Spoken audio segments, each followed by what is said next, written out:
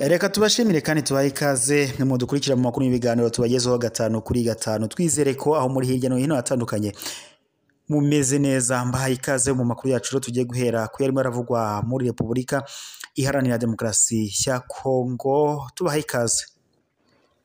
Reka twitwe cyane rero tunyarukira muri Repubulika Iharanira Demokarasi ya Kongo. Kuri ubu umutwe wa Wazalendo uri gutana mu mutwe cyangwa se urugamba rwakomeye hagati y'umutwe wa M23 ndetse n'umutwe wa Wazalendo. N'urugamba rugiye kumara hafi iminsi igera kuri 3. Kuri ubu rero mu gace ka Rucuru na Rubero ndetse na Kanyabayonga hari kumvikana amasasu adasanzwe hagati y'umutwe wa M23 ndetse n'igisirikare cya ndetse n'umutwe witwaje intwaro wa Wazalendo. Urugamba rukomeye cyane rero rukomeje guhanganisha izi mpande zombi. Umutwe wa Wazalendo rwose wacanye maremare, uri kurasa ibisasu biremereye ku mutwe wa M23. N'urugamba rwose rucanye maremare, abaturage bari guhunga byakomeye, n'imiborogo n'ibibazo ntibisanzwe. Turaza kubibagezaho byose uko byakabaye. Mu yandi makuru kandi turaza kugaruka ku makuru arimo aravuga mu gisirikare cya Repubulika Iharanira Demokarasi ya Kongo FARDC, aho harimo hagaragaye ubujura bwibisha intwaro cyangwa se imbunda, aho bayitwaza imbunda nyine bakirara mu baturage ndetse bakabatwara utwabo. Tubaye ikaze mu makuru yacu ku buryo burambuye n'ubundi tugiye kugarukaho. Kurimo aravuga ku mutwe wa M23 uhanganye n'umutwe wa Wazalendo mu bice bya Rucuru, Rubero ndetse na Kanyabayonga. Urugamba rurarimbanyije, n'urugamba rumaze iminsi igera kuri 3.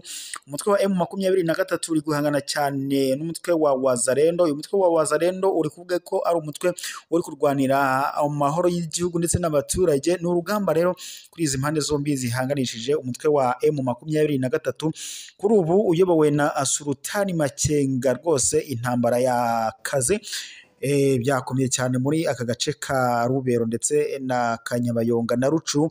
N'imirwano rero igiye kumara hafi iminsi 3 ihanganishije izi mpande zombi. Sultani Makenga rwose nawe urabona ko barakaye. Umutwe wa M23 uri gutsitsurana bidasubirwaho n'umutwe wa Wazalendo. Gusa Wazalendo biri kuvuga biragaragara ko kuri ubu abasirikare batari bake bamaze kuhasiga ubuzima ku ruhande rwa Wazalendo. Gusa M23 yamaze gutangaza ko itari buze kwihanganira ibi bitero yakomeje kugabwaho n'umutwe wa Wazalendo. Itangaza ko iri buze kubisasira bose ikabarimarima ikabarangiza. N'urugamba rero rwakomeye cyane rwose.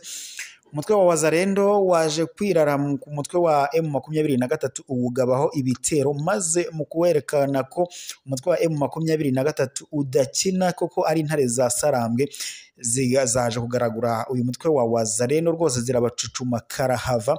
Umuvugizi wa M23 mu bya gisirikare Lieutenant Colonel Wiringoma yatangaje ko rwose kuri ubu umutwe wa M23 uri kurwana ubudasubira inyuma muri ibi bice byose ugenzura, ndetse unatangaza ko mu masaha make uri buze kuba wamaze kuzimya umuriro wa Wazalendo irimo iratera kuri uyu mutwe wa M23. Umutwe wa M23 kuri ubu rero uri kurwanwa n'imitwe yitwaje intwaro itandukanye, harimo Wazalendo ndetse na FDLR, ngo bashaka ko uyu mutwe wa M23 ucika burundu ukava muri Repubulika Iharanira Demokarasi ya Kongo. FDLR nayo rero nyuma yuko yumvishe yuko igomba kwirukanwa muri Repubulika Iharanira Demokarasi ya Kongo ndetse n'amasezerano yamaze gusinywa, byumvikana ko umutwe wa FDLR ugomba kwirukanwa burundu muri Repubulika Iharanira Demokarasi ya Kongo. Kuri ubu rero nawe watangije intambara idasanzwe rwose. Ubu ngubu wiyemeje ngo guhangana na M23 ndetse wowe nta nubwo ari ibyo gusa, kuko wanatangaje ko na Antoine Félix Tshisekedi Tshilombo uyobora Repubulika Iharanira Demokarasi ya Kongo nawe bagomba kumuhiga bukware, kuko ngo yatatiriye igihango bari bahanye cyuko agomba gufata umutwe wa FDLR akawushyira mu gisirikare cya Repubulika Iharanira Demokarasi ya Kongo FARDC.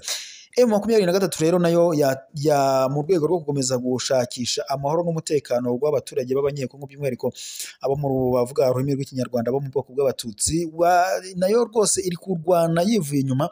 Kuri ubu ngubu rwose umutwe wa M23 ibintu urimo urakorera umutwe wa Wazalendo ntibisanzwe. Wazalendo nyine yatangije ibitero, gusa kuri ubu ngubu M23 ureba ukabona yuko ariyo iyoboye urugamba, iri kwica itababarira kubera umujinya n'uburakari. Wazalendo rero nayo ngo yatangaje ko ngiyo zakomeza ikarwana kugira ngo ngirengere igihugu cyayo. M23 rero hashize imyaka itari mike irwana n'igisirikare cya leta ya Congo FARDC ndetse n'abafatanyabikorwa bacyo. Hano twavugamo nk'ingabo z'u Burundi, ingabo za MONUSCO, ingabo za SADC, imitwe yurije mu cyo yise Wazalendo ari nayo kuri ubu ngubu icanye maremare rwose, iri kubica bigacika muri aka gace ka Rubero ndetse na Rucuru n'ahandi hatandukanye. M23 ariko yavuze ko iri buze kubereka yuko koko ari intare za Sarambwe, itari buze kwihanganira ibyo uyu mutwe wa Wazalendo ukomeje kugaba kuri uyu mutwe wa M23. Reka dukomereze amakuru yacu n'ubundi ko yarimo aravuga muri Repubulika Iharanira Demokarasi ya Kongo, by'umwihariko tuganyarukire mu mujyi wa Goma. Ibintu byacitse byadogereye, intambara n'urudaca amasasu, amaraso arimo n'ibintu bikomeye cyane muri uyu mujyi wa Goma. Muri Goma rero ubu biri kuvuga ko muri Goma igisirikare cya Repubulika Iharanira Demokarasi ya Kongo FARDC kiri kuvugwamo abajura bibisha imbunda mu baturage muri uyu mujyi wa Goma. Ni ibintu rwose biteye agahinda, aho kugira ngo iki gisirikare abe ariyo gifasha abaturage kugarukana amahoro n'umutekano ndetse kinabahumurize, nicyo kiri kurushaho kubateza akaduruvayo.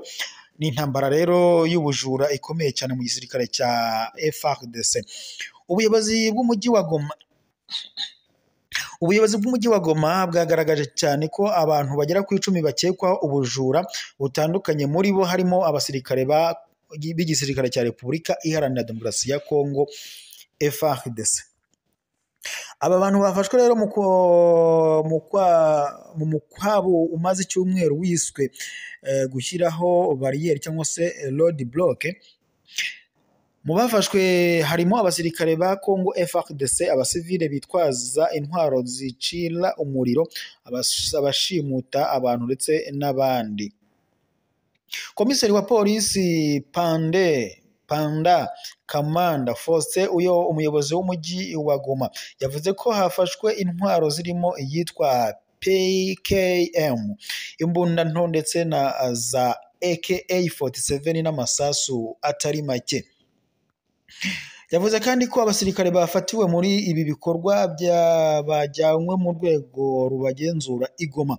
Tariki ya 4 Ukwakira 2024 umuryango ASBL UEMA ukorera igoma ukaba ndetse uharanira uburenganzira bw'abagore wagaragaje ko mu bikorwa by'ubujura bigera kuri 20 byahitanye abantu bagera kuri 11. Uyu muryango kandi uvuga ko ukwezi kwa 9 ariko Nzeri kwabayemo ubwicanyi bukabije kuruta ukwezi kwa 8 cyangwa se ukwezi kwa Kanama. Kuri ubu rero igisirikare cya Repubulika Iharanira Demokarasi ya Kongo rwose kiri kuvugwaho ubujura budasanzwe, bari kwirara mu baturage, bamwe bakabica abandi bakabasahura, mu gihe aricyo cyakagombye kuba kibafasha gutekana ndetse kikanabacungira umutekano. Ni ibibazo rero muri Repubulika Iharanira Demokarasi ya Kongo rwose byakomeye, ni ibibazo abaturage, ni imiborogo, bamwe bari guhunga, abandi bari kurara bataryamye, bari gutinya ubujura bw'abasirikare, bari gutinya intambara zirimo zirabera muri Kongo. Ni ibibazo bikomeye cyane muri Repubulika Iharanira Demokarasi ya Kongo. Rero abaturage bamerewe nabi cyane, bari gutabaza imiryango itandukanye mpuzamahanga rwose yirebe icyo yakora. Ni mu gihe rero Repubulika y'Ikinshasa cyangwa se leta ya Kinshasa iyobowe na Antoine Felix Tshisekedi Tshilombo nta kintu ari gukora kuri ibi byose biri kuba ku baturage. Ni mu gihe kandi yari yasezeranyije abaturage yuko niyongera gutorerwa mu manda ya kabiri ubwo yiyamamarizaga kuyobora iki gihugu, yari yatangaje ko agiye guhangana n'imitwe yose yitwaje intwaro ikorera muri Repubulika Iharanira Demokarasi ya Kongo. Gusa abakurikiranira hafi by'urugamba rubera muri Repubulika Iharanira Demokarasi ya Kongo ndetse n'abahanga mu bya politike bemeza ko Antoine Felix Tshisekedi Tshilombo nta kintu ashobora kuba yakora kuri ibi, kuko ngo ibyo yatangaje abwira abaturage ko azagarura amahoro n'umutekano muri iki gihugu bwari uburyo bwo kugira ngo yibonere amajwi yongere kuyobora Repubulika Iharanira Demokarasi ya Kongo. Kuri ubu rero abaturage nabo bamaze kumukuraho amaboko, yewe rwose ni ibibazo, ni imiborogo muri Repubulika Iharanira Demokarasi ya Kongo. Abaturage bari kwibaza aho bari buhunge intambara y'imitwe yitwaje intwaro. Nta musirikare n'umwe ugize icyo ari kubafasha, aba bakagombye kuba aribo bari kubafasha aribo nyine igisirikare cya leta ya Congo FARDC bari kubagabaho ibitero ndetse no kubambura utwabo bitwaje intwaro kuri ubu ngubu bifatanyije n'amabandi. Reka mbashimire rero mwe mwari mudukurikiye mu makuru n'ibiganiro tubagezeho 5 kuri 5 kuri wowe waba utarakanda subscribe cyangwa sabone bitewe n'ururimi ukoresha, reka gushishikarize ukandeho maze uzajya uwa mbere kubona amakuru n'ibiganiro tukugezeho 5 kuri 5.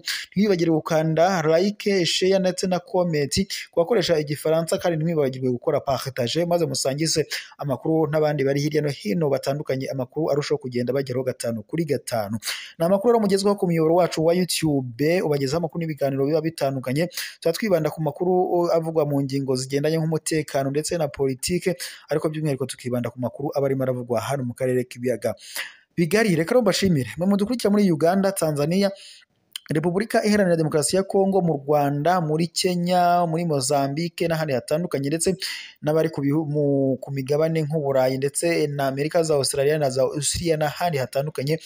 Ndabashimiye, mukomeze gukurikira amakuru n'ibiganiro tubagezeho 5 kuri 5. Nimukomeze rero kuryoherwa n'amakuru tuba twabateguriye. Amakuru yacu nakagaruka.